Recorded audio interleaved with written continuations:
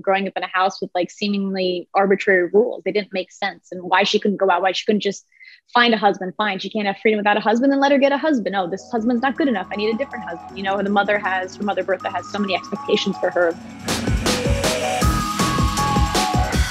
So many period shows usually focus on older generations, and the Gilded Age gives us a chance to see how younger people acted during this time too.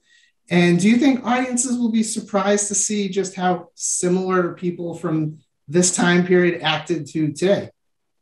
I think themes like parental rebellion, I think they just kind of percolate through history. I think that's always been something which has happened. You know, the older generations have a very enshrined way of doing things and their own moral and behavioral codes, and it's for the next generation to kind of pick away at them and challenge them. And I think this show does a brilliant job at showing that. I mean, certainly Oscar's relationship with Agnes, he's very happy, you know, in a world where everyone else kind of tiptoes around her, to undercut her, to mock her, to challenge her.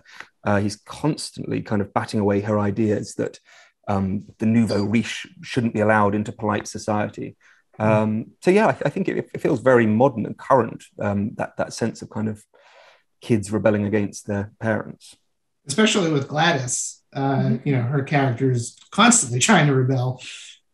What was it like to play that character? Yeah, I mean, you know, the thing that I relate to immediately with Gladys was her frustration of growing up in a house with like seemingly arbitrary rules. They didn't make sense, and why she couldn't go out, why she couldn't just find a husband. Fine, she can't have freedom without a husband, then let her get a husband. Oh, this husband's not good enough, I need a different husband. You know, her mother Bertha has so many expectations for her, and obviously that stems from Bertha growing up more in a working class family, and George, and them building and earning their money, and finding her place, and climbing up the ladder, whereas Gladys was born into privilege. And Gladys, you know, she wants freedom. There's no other way to say it. She doesn't want to do what her parents want her to do. And I think every person can relate to that in some regard.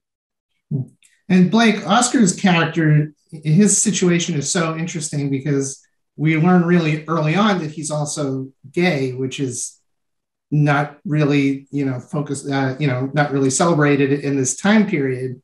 But he has a really realistic view of the situation. Like, he knows that he's going to try to find a wife.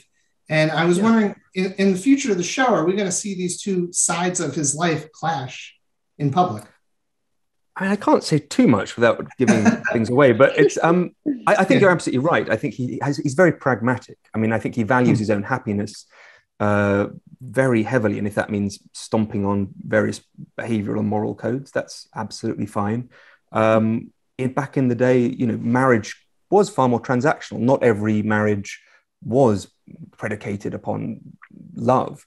So the idea that Oscar's kind of hunting for an heiress, but also wants to find happiness elsewhere, I don't know. I don't think it was such an alien concept at the time, in the way that it is now, where one expects kind of marriage to be everything. It's kind of composite of life partner and happiness and relationship.